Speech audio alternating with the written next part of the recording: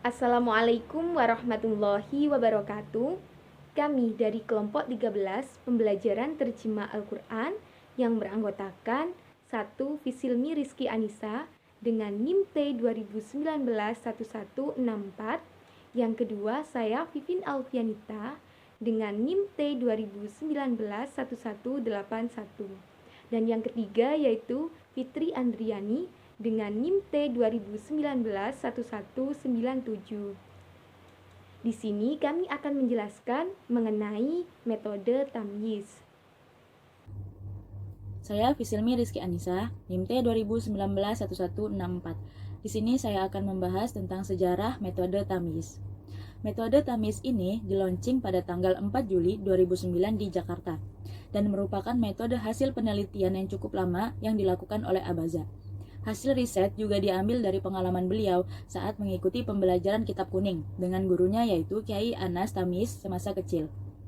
Abaza melakukan riset dengan 1.000 responden dan penelitiannya dilakukan dalam kurun waktu 7 bulan, yaitu dari bulan Mei hingga Desember, pada tahun 2009. Pada tahap ujian validasi terakhir, yaitu menguji sebanyak 56 santri pada liburan tengah semester, dan hasilnya ditasih dan dikonfirmasi lagi oleh Dr. Kiai Haji Ahsin Sakho Muhammad Al-Hafiz pada awal tahun 2010, yaitu bertepatan pada tanggal 10 Januari. Buku tamyiz yang dimaksudkan untuk menjadi sebuah metode yang dapat digunakan untuk mengajari anak kecil usia SDMI atau bagi siapa saja yang sudah bisa membaca Quran, sehingga mereka dapat membaca, menerjemahkan, menulis imla, dan mengajarkan Quran dan kitab kuning, sebagaimana yang telah dilakukan oleh Imam Syafi'i semasa kecil. Metode tamyiz juga memiliki visi dan misi. Visi dari metode tamyiz ialah membantu setiap muslim pintar terjemah Al-Quran yang dibaca dan didengarnya. Sedangkan misinya ada 4, yaitu yang pertama, menjadi metode yang dirasakan semakin mudah oleh anak-anak Indonesia dan bagi pemula. Lalu yang kedua, menduplikasi pelajar menjadi pengajar dalam waktu terukur dengan kualitas terjeda. Yang ketiga, mencetak berjuta pengajar. Lalu yang keempat, menjadi kitabul awwali fi ta'allumi terjemah Al-Quran wa kutubul arabiyah linnasiyin. Sekian penjelasan dari saya. Bismillahirrahmanirrahim. Di sini saya akan menjelaskan tentang tahapan-tahapan metode tamyiz. Nah, metode tamyiz ini memiliki 2 jenis, yaitu untuk belajar peserta didik dan pengajar. Untuk belajar peserta didik, yaitu yang pertama menggunakan tahapan banyak meniru, sedikit berpikir, dan sedikit menghafal. Nah, sedangkan untuk pengajarnya yaitu terdiri dari 3 tahapan juga, yaitu yang pertama memperdengarkan, yang kedua memperlihatkan, yang ketiga menuntun. Jadi peserta didik dan pendidik sama-sama aktif. Nah, peserta didiknya menirukan, pendidiknya menuntun untuk proses pembelajaran. Terus tahapan belajar dengan metode tamyiz ini lebih dikenal dengan sebutan laduni, dilatih kudumuni. Gimana pun kondisinya, gimana pun keadaannya, bisa atau tidak, tetap kita harus mengikuti. Nah, harus berbunyi. Nah, karena belajar.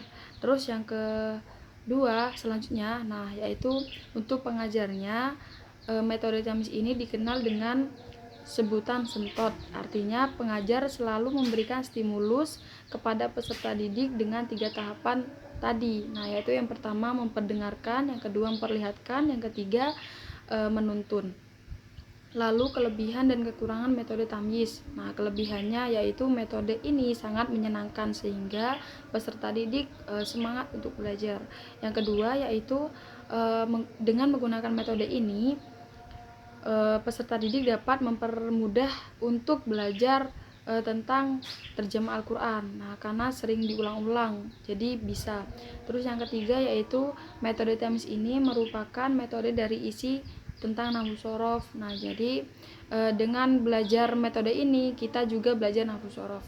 Sedangkan kekurangannya yaitu yang pertama, metode tamyiz ini tidak memberikan arti materi tentang huruf secara langsung. Nah, jadi belajar dulu. Nah, muni dulu, berbunyi dulu. Nah, untuk belajar selanjutnya itu ada proses lagi. Terus yang kedua yaitu nada pada pembelajaran metode tamyiz ini terkadang tidak sesuai usia. Nah, jadi usianya masih kecil. Nah, nada-nada yang digunakan untuk orang dewasa. Nah, di sini saya akan melanjutkan penjelasan mengenai contoh atau praktek metode tamyiz. Pada kitab tamyiz, ada 2 contoh yang diberikan beserta kamus yang bernama Kaukaban Kamus Tamyiz.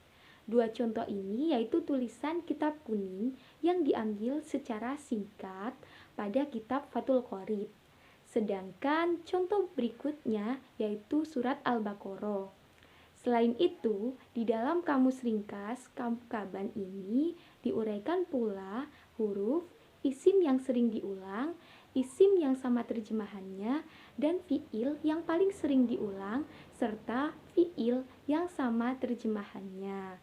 Contoh huruf yang ada di dalam kamus Kaukaban yaitu Abaza 2018 bisa kita lihat dari tabel berikut ini.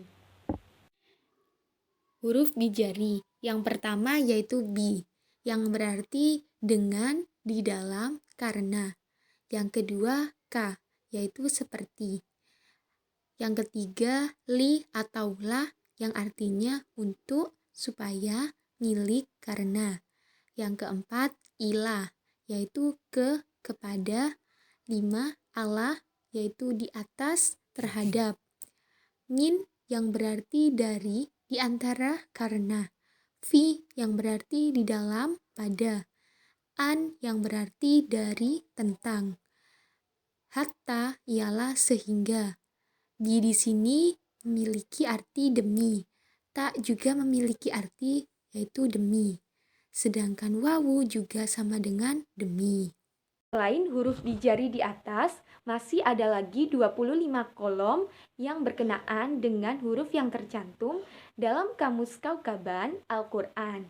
Di antaranya huruf istisna, huruf taukid, huruf aqtof, huruf nafi, huruf zar, huruf syarat, huruf isyarah, huruf dhamir, huruf mausul. Dan di setiap kolom disertai dengan lagu-lagu yang sudah familiar di tengah-tengah masyarakat. Sehingga penyampaiannya pun dalam pembelajaran diikuti dengan lagu-lagu tersebut. Seperti halnya pada kolom 1 menggunakan nada di langit ada matahari atau Nabi Muhammad mataharinya dunia. Contoh isim yang sering diulang dan ada dalam kamus Kaukaban yaitu Abaza 2018 bisa kita lihat pada tabel berikut ini. Isim yang sering diulang dan isim 3 digit yang sering diulang. Yang pertama abu, aban, abi, jamaknya aba'a yang artinya bapak. 2 ajrun, jamaknya ujurun, yang berarti pahala. 3 ardun, yang artinya bumi, tanah, negeri. Yang keempat ilahun, jamaknya alihatun, yang berarti Tuhan. Amrun, jamaknya umurun, yang berarti urusan, perkara. Ahlun, yang berarti ahli, keluarga. Ayatun, jamaknya ayatun, yang berarti ayat atau tanda. Ba'dun, yang berarti sebagian. Mubinun, yang berarti yang jelas. Jannatun, jamaknya jannatun, yang berarti surga. Hakun, haqqo, yang berarti kebenaran dengan hak. Sedangkan isim yang sama terjemahannya dan juga ada dalam kamus Kaukaban yaitu Abaza 2018 bisa kita simak dalam tabel di bawah ini. Sim yang sama terjemahannya yang pertama yaitu akhirun yang berarti akhir atau kiamat. Yang kedua akhiratun yang berarti akhirat. Yang ketiga idnun yang berarti izin.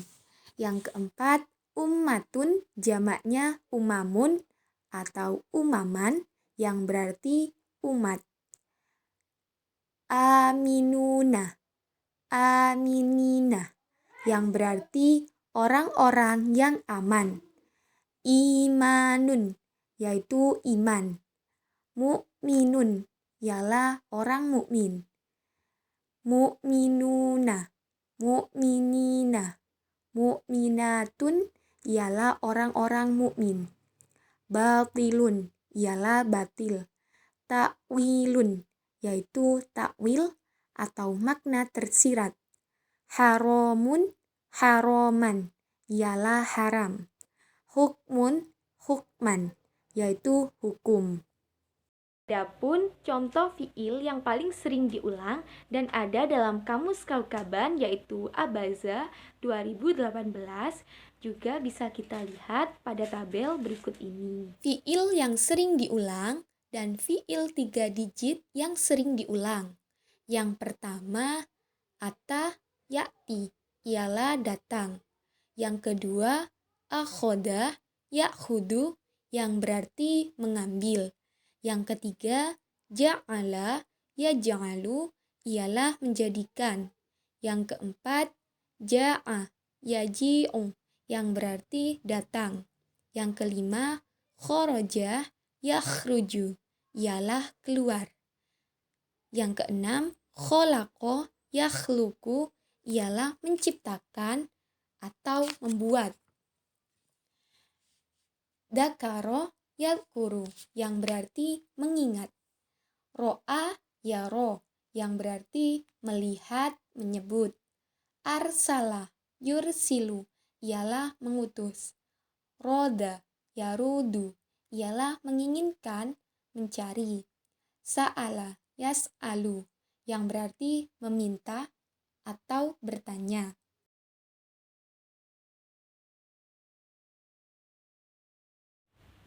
Sedangkan contoh fiil yang sama terjemahannya dan ada di dalam Kamus Kaukaban yaitu abaza 2018 ialah berikut ini. Fiil yang sama terjemahannya. Yang pertama, adina ya'danu, yang berarti mengizinkan.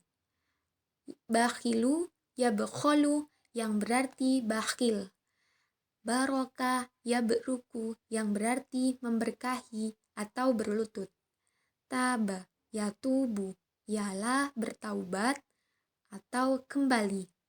Jama'a yajma'u, ialah berjamaah atau berkumpul. Jahada yajhadu, ialah jihad, berusaha. Jaba yajubu, ialah menjawab. Harumah yakhrumu, ialah haram atau terlarang. Haqqo yahiku, yaitu hak, benar, wajib. Hakama yahkumu, ialah menghukum.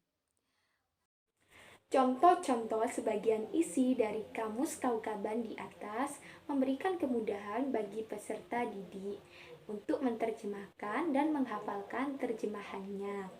Kamus ini sendiri diterbitkan pada tahun 2010 atas hasil riset yang dilakukan sebelumnya dan menghasilkan beberapa poin penting bahwa Al-Quran memiliki 2065 mufrodat dan mufrodat tersebut sering diulang-ulang dengan rincian huruf ada 175 yang diulang. Isim ada 389 yang sering diulang dan fiil sebanyak 167 yang sering diulang. Pengulangan ini menjadikan alasan mendasar disusunnya kamus ini. Dan edisi kelima dari kamus ini yang ada di buku Tamyiz hanya memuat mufrodat yang ada di surat Al-Baqarah. Adapun surat Al-Baqarah ayat 7 dan 8 ialah berikut ini. Bismillahirrahmanirrahim. Khatamallahu ala qulubihim wa ala sam'ihim wa ala absarihim gishawatun wa lahum adzabun nadzim. Wa minan nasi man yaqulu amanna billahi wa bil yaumil akhir wa ma hum bimu'minin. Di sini saya akan menjelaskan mengenai mencari terjemah dan menghafal terjemah Al-Quran sebagian dari surat Al-Baqarah ayat 7 dan 8 tersebut. Yang pertama, kita pahami lafadz atau perkata dari ayat tersebut. 1. Khotama, yaitu artinya mencap, menutup, menamatkan, mengunci atau mati. Sedangkan di dalam Kamus Kaukaban ialah terdapat pada halaman 78 sub huruf hijaiyah yaitu kho dan diulang sebanyak 3 kali. Yang kedua, lafadz Allah ialah terdapat pada halaman 11 sub isim nama dan diulang sebanyak 2697 dalam Kamus Kaukaban yang artinya Allah.